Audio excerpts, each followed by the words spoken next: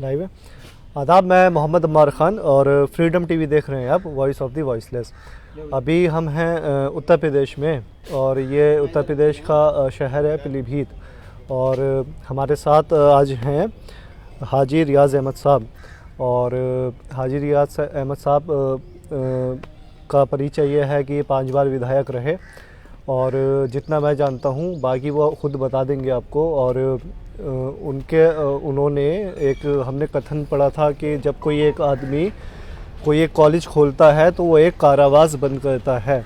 तो इन्होंने यहाँ हाफिज़ रहमत ख़ान कॉलेज की स्थापना की और जैसा कि इन्होंने बताया काफ़ी डिग्री कॉलेजेस चल रहे हैं इसी नाम से। हाफिज़ रहमत ख़ान भी फ्रीडम फाइटर थे। तो किसान आंदोलन भी चल रहा है यूपी में और भाजपा के ख़िलाफ़ लोगों में गुस्सा है, तो उन सब के बीच हमारी बातचीत रहेगी। और ये हमारा यहाँ आने से पहले माइक थोड़ा ख़राब हो गया था तो हमने यहाँ एक दुकान में सही कराया। तो कोई सईद हैं, उनके भतीजे ने कहा कि मेरा सलाम बोल देना हाजी साहब को। तो हम लाइव हैं, तो पहले तो आप उनका जवाब दे दीजिए। अलैका वालेकुम सलाम।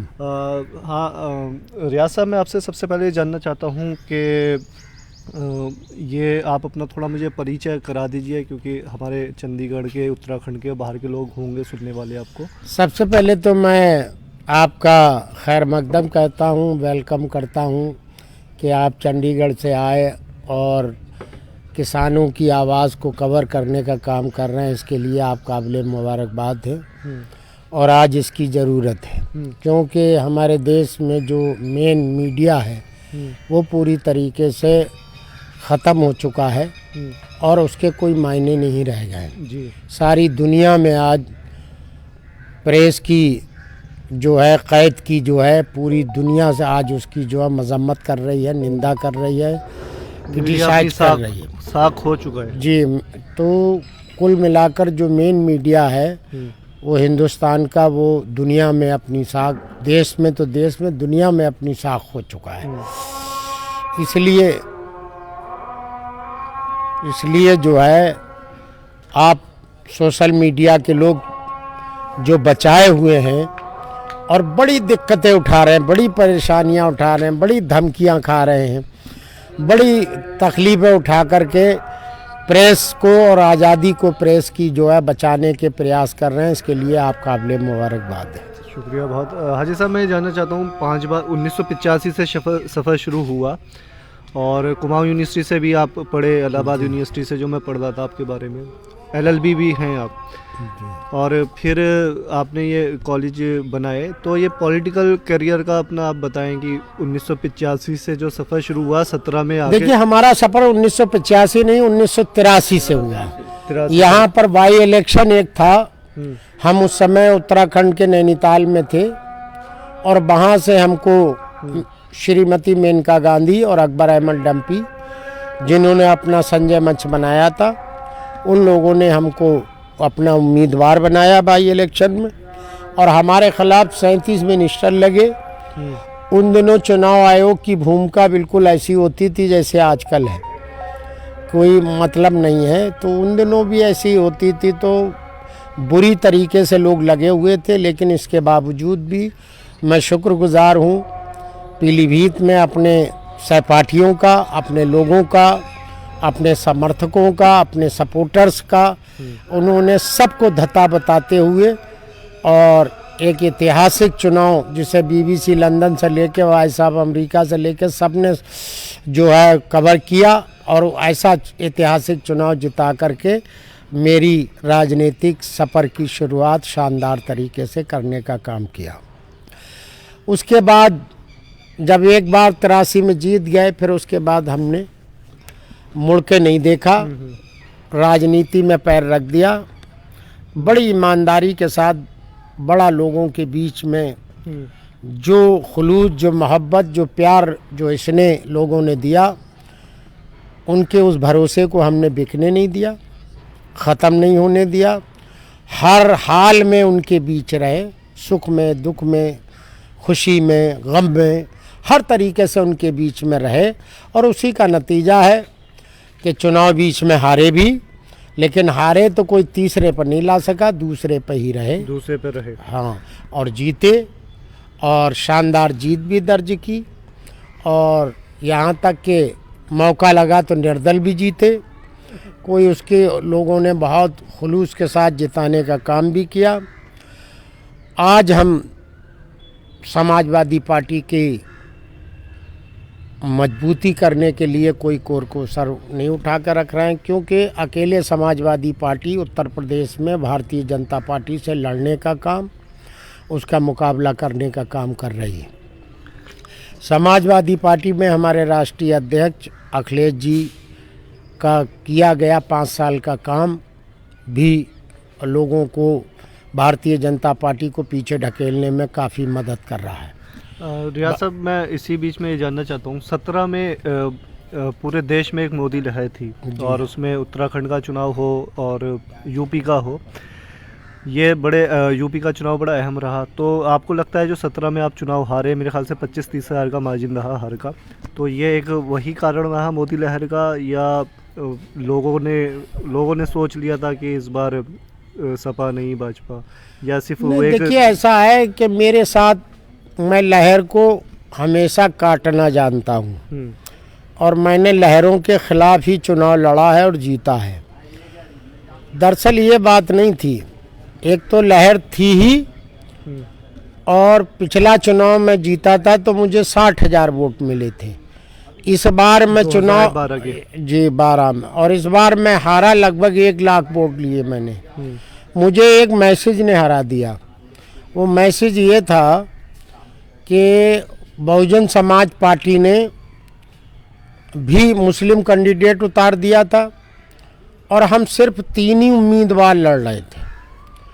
हम 1.25 लाख में 2 मुसलमान हो गए, 268 में अकेला भारतीय जनता पार्टी का उम्मीदवार था।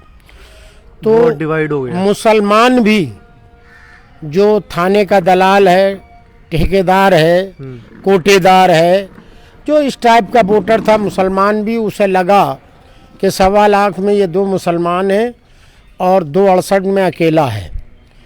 इस मैसेज ने तो मुझे चुनाव हराने का काम किया। हाजी रियाज अहमद साहब को लगता है 22 में ये लहर रहेगी दोबारा, जो 17 तो में बहुत पीछे छूट गई बात, बेपनाह पीछे छूट गई और लोगों को पता भी चल गया। तुलना, कंपैरिजन, मुकाबला लोगों को करने का मौका भी मिल गया कि जो है हमारे रहते क्या चीज़ थी, हमारे न रहने पर क्या चीज़ है। लोगों को आज मुझे ये कहते हुए खुशी है कि जितना प्यार मुझे मुस्लिम मतदाता करता है उससे कहीं कम हिंदू मतदाता नहीं करता। वो मुस्लिम से ज़्यादा करता है, होल्ड रहती है, और सिख उससे ज़्यादा करता है। तो अब तीनों मतदाताओं में ये होड़ है कि मैं ज़्यादा रियाज अहमद को प्यार करता हूँ, मैं ज़्यादा प्यार करता हूँ, मैं ज़्यादा प्यार करता हूँ। इसलिए जहाँ तक सवाल है 17 के उसका, तो वो तो बहुत पीछे की बात हो गई, बेपनाह पीछे की बात हो गई। आज सब लोग हमारे साथ कंधे से कंधा मिलाकर खड़े हैं और वो मौके का इंतज़ार कर रहे हैं कि किस वक्त हमें बटन दबाने को मिले और हम अपनी पिछली गलती को जो है क्या कहते हैं उसका पश्चाताप करने का काम करें। आपने कहा मौके का इंतजार कर रहे हैं कब बटन दबाने को मिले। 8-9 महीने रह गए हैं चुनाव में। पड़ोसी राज्य है आपका उत्तराखंड और यूपी में भी चुनाव है। तो मैं ये जानना चाहता हूँ, अभी तैयारियां शुरू हो जाती हैं, मैच से पहले एक प्रैक्टिस मैच होती है, तो आप जा रहे होंगे। देखिए ऐसा है कि मैं अपना पूरा कर लूँ सवाल। आप जा रहे होंगे, लोगों के बीच में जा रहे होंगे, तो और इस बीच में ये सवाल अधूरा रह जाएगा कि किसान आंदोलन भी चल रहा है, तो आप लोगों के बीच जा रहे हैं। ज़्यादातर पीलीभीत से भी मेरे ख्याल से 25-30% लोग यहाँ किसानी से जुड़े हैं, हो सकता है आंकड़ा ज़्यादा भी हो।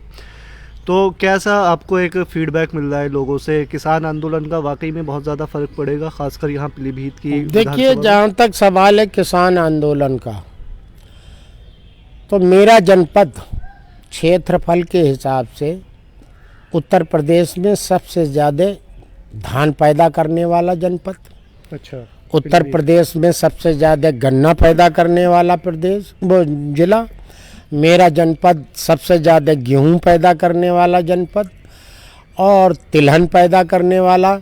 तो क्षेत्रफल के हिसाब से पूरे उत्तर प्रदेश में हम पहले स्थान पर हैं और 25-30% नहीं, हमारे जनपद की पूरी आबादी लगभग 90% खेती पर आधारित है। यहाँ सब लोग 90% खेती से जुड़े हुए हैं, प्रत्यक्ष रूप से अप्रत्यक्ष रूप से। तो यहाँ पर मेन उद्योग धंधा ही खेती है, कृषि है। तो जब ऐसा है तो किसान आंदोलन का फर्क अगर यहाँ न पड़े तो इसके तो बेईमानी की बात होगी।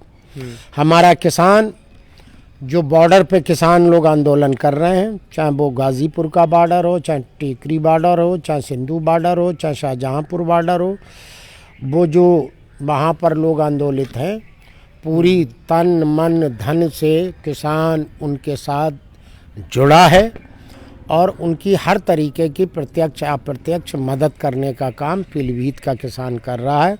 और पीलीभीत के किसानों में बड़ी समझदारी है और बहुत ज़्यादा रोष है। वक्त आएगा ये किसान इनको मज़ा चखाने का काम करेगा। 14 में भाजपा जब आई तो जो चुनाव प्रचार सोशल मीडिया पे शुरू हुआ तो था बहुत हुई महंगाई की मार, और अब की बार भाजपा सरकार, और मैं देख रहा हूँ पेट्रोल मध्य प्रदेश राजस्थान में 100 के बार पहुँच गया है, यहाँ भी 88-90 के करीब है। नहीं देखिए, ऐसा है, पेट्रोल ही नहीं, देश का जज्बा समझाते रहो, हिंदू मुसलमान का जज्बा समझाते रहो, वोट लेते रहो, काम करने की कोई ज़रूरत नहीं है। अखिलेश जी को फिर उत्तर प्रदेश का मुख्यमंत्री बनाने का काम करें। मेरा आखिरी सवाल यह है और बड़ा महत्वपूर्ण सवाल है, मुझे ऐसा लग रहा है यूपी में जो भूमिका सपा को निभानी चाहिए थी किसान आंदोलन को लेकर विरोध की, वो मुझे लग रहा है कांग्रेस ज़्यादा निभा रही है। और हम देख रहे हैं लगातार कि प्रियंका गांधी चाहे नहीं, देखिए, मुजफ्फरनगर हो, आपका सवाल थोड़ा सा लगता है अब तो आपका सवाल थोड़ा सा जो है टिप टॉप में है जी। वो इसलिए मैं कहना चाहता हूँ कि जिस दिन से किसान आंदोलन शुरू हुआ है उसी दिन से मेरी समाजवादी पार्टी और उसके राष्ट्रीय नेता ने किसानों के आंदोलन में कदम से कदम मिलाकर के चलने का काम किया। हम लोगों ने रैलियां करने का काम किया किसानों के लिए। हाँ, हम लोगों ने रैलियां करने का काम किया, हमने मोटरसाइकिल रैली करने का काम किया, हमने ट्रैक्टर रैली करने का काम किया, हमने किसान घेरा करने का काम किया, हमने जो है आग जलाकर तख्तों पे जो है लोगों की पंचायत करने का काम किया, हमने महिला घेरा करने का काम किया, हमने किसान पंचायतें करने का काम किया। कोई कोर कसर उठा करके समाजवादी पार्टी ने किसान आंदोलन में छोड़ी नहीं है। पूरी तरीके से किसान आंदोलन में किसानों के साथ कांधे से कांधा मिलाकर अगर कोई दल चला है तो सिवाय समाजवादी पार्टी के उत्तर प्रदेश में कोई और राजनीतिक कोई दल नहीं चला। तो ये साहब को आप सुन रहे थे लाइव, और उन्होंने कहा कि किसान आंदोलन में यूपी में, खासकर यूपी में सपा के अलावा कोई पार्टी नहीं चली कंधे से कंधा मिलाकर। और एक बड़ी अच्छी बात कही उन्होंने कि जो भाजपा ने नारा कहा था, आज का चुनाव आयोग कोई आयोग नहीं रह गया है। जितनी संस्थाएं थीं, जो स्वतंत्र संस्थाएं हुआ करती थी, चाहे सीबीआई हो, चुनाव आयोग हो, चाहे ईडी हो, चाहे कोई भी हो, इन सब का राजनीतिकरण कर दिया गया है। यहाँ तक कि माननीय सर्वोच्च न्यायालय, माननीय उच्च न्यायालय तक में अपना प्रभुत्व जिसे कहते हैं भारतीय जनता पार्टी ने गाड़ दिया है। उसकी वजह से जनता में बहुत ज़्यादा बेचैनी भी है और लोकतंत्र हमारा खतरे की तरफ है। लोकतंत्र जो है बिल्कुल मिटने की तरफ है। जमहूरियत को लोग ख़त्म करना चाहते हैं, जमहूरी निज़ाम को ख़त्म करना चाहते हैं। लोग जो है पूरी तरीके से यहाँ डिक्टेटरशिप लाने की साजिश में है, जिसे उत्तर प्रदेश की जनता 22 में ही जवाब देने का काम करेगी। जहाँ तक सवाल है, आपने अभी कहा था कि महंगाई के बारे में, तो इन्होंने एक महंगाई का ही नहीं, बेरोज़गारी, आज बेरोज़गारी का ये आलम है कि घर घर में 10-10, 8-8 लड़के बेरोज़गार घूम रहे हैं जी। कोई काम नहीं है, और जब कोई काम नहीं है उसी का नतीजा है आज उत्तर प्रदेश में क्राइम पूरे टॉप में है, पीक में है। क्राइम इतना है कि आप इनके सरकारी आंकड़े, इन्हीं की भारत सरकार के आंकड़े बता रहे हैं कि ऐसा क्राइम कभी 50 साल में उत्तर प्रदेश में नहीं हुआ जैसा आज की सरकार में है। तो ये रियाज अहमद साहब को आप लाइव सुन रहे थे और जो सारा बातचीत का निष्कर्ष है वो यही है कि जो किसान आंदोलन है वो ख़ासकर यूपी में नहीं, हर राज्य मतलब पूरे देश में जहाँ हम तो किसान आंदोलन में हम खुद गाजीपुर बॉर्डर गए। आप जी, आपने हमारी तस्वीरें भी देखी होंगी फेसबुक पर। जी, बल्कि आप खुद खेती से जुड़े रहे। जी, मैं खुद किसान हूँ। हाँ। मेरा खेती बाड़ी ही धंधा है और मेरे बुज़ुर्गों की ज़मीनें हैं, उसी को हम लोग खाते पीते हैं, उसी पर डिपेंड है। हमारा कोई और रोज़गार भी नहीं है, हमारा खेती ही धंधा है। इसलिए किसान आंदोलन किसानों का नहीं, हमारा खुद का आंदोलन। तो जन आंदोलन है ये। अब इसको किसान, क्योंकि अब किसान आंदोलन भी अब जन आंदोलन बन गया है। अब आप किसानों के बीच में जाएं, वो आपको टोक देते हैं कि अब आप इसको किसान आंदोलन मत कहिए, इसको जन आंदोलन कहिए। और एक अपडेट ये भी है कि 1 तारीख को उत्तराखंड में ज़िला है रुद्रपुर, वहाँ टिकैत साहब आ रहे हैं, वहाँ महापंचायत है, ये उत्तराखंड की पहली महापंचायत होगी। बाकी आप रियाज अहमद साहब को सुन रहे थे, तो मैं वही जो अपनी बात कह रहा था कि अब चुनाव उत्तराखंड में भी है और यूपी में भी है जहां हम बैठे हुए हैं। तो जन आंदोलन यानी कि किसान आंदोलन का जो फ़र्क है वो पड़ेगा और जो लोग हैं किसान हैं वो नाराज़ हैं और नाराज़गी आप बाहर जाएंगे लोगों के बीच तो पता भी चल रही है। तो इस बीच में 8-9 महीने रह गए हैं, रियाज साहब भी रोलर कोस्टर बन रहे होंगे कि ग्रामीण क्षेत्रों में जा रहे होंगे, लोगों से मिल रहे होंगे, तो लोगों का जो फीडबैक मिल रहा है वो हम तो दरअसल जो है आज नहीं, हम तो लॉकडाउन में जिस समय मोदी जी ने जो है सबके लगाम चढ़वा दी थी और कोई घर के दरवाजे लोगों के बंद थे, कोई किसी से मिल नहीं रहा था, पुलिस डंडे मार रही थी, हमने उस बीच भी अपनी कॉन्स्टिट्यूंसी अपना क्षेत्र नहीं छोड़ा, गांव गए, वहाँ लोगों के बीच में मदद भी की, बीच में लोगों के बैठ के समझाने का काम भी किया कि ऐसा नहीं है, ज़्यादा परेशान होने की ज़रूरत नहीं। और आज आप पेट्रोल 100 रुपए के बाहर जा रहा है, खाने का तेल 160 रुपए के बाहर जा रहा है, सारी चीज़ें जब महंगाई के आसमान छू रही हैं तो देखना तुम 10-15 दिन के अंदर फिर से कोरोना ये भारत सरकार लौटा लेगी और फिर लोगों को डरा करके ध्यान लोगों का महंगाई से, पेट्रोल से, इन सब चीज़ों से हटा करके कोरोना पे लाने का काम करें। तो ये सारी एक विस्तृत बातचीत थी आज हमारी रियाज अहमद साहब से। बाकी 22 में क्या होगा ये इन्हें भी नहीं पता, हमें भी नहीं पता। हमें पता 22 में अखिलेश जी जो है उत्तर प्रदेश के मुख्यमंत्री होंगे। आप पूरे कंफर्म हैं? चलिए, अगर ये कंफर्म है तो ठीक है, होना भी चाहिए। जीत से पहले आश्वस्त राजनीति का उसूल है कि जब तक आप कॉन्फिडेंट ना हो तो फिर चुनाव की जो फील्ड है उसमें कैसे आप चौके छक्के मारेंगे। तो ये खैर अपनी जीत को लेकर आश्वस्त हैं। बाकी 22 में क्या होगा जनता तय करेगी। और इस बीच में हम यहीं हैं, चुनाव पूरा हम यहाँ कवर करेंगे उत्तराखंड और यूपी का। और हमारे आपसे वादा है कि फ्रीडम टीवी फिर आप पर, अगर आपके सिर पे सेहरा सजता है तो फ्रीडम टीवी पहला होगा जो आपका इंटरव्यू करेगा। बहुत बहुत शुक्रिया। शुक्रिया रियाज साहब बात करने के लिए। कैमरामैन हारिस के साथ मैं मोहम्मद अमार खान, पीलीभीत।